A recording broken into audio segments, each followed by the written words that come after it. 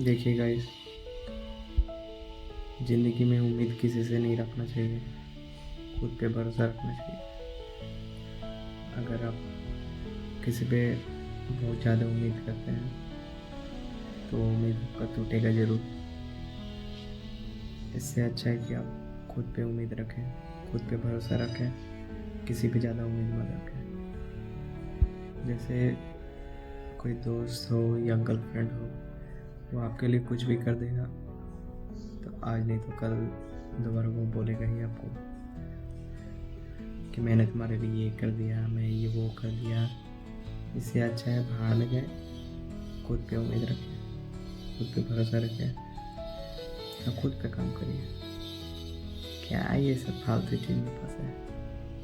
उम्मीद किसी से नहीं, खुद पे उम्मीद। उम्मीद मतलब टूटना फिक्स है।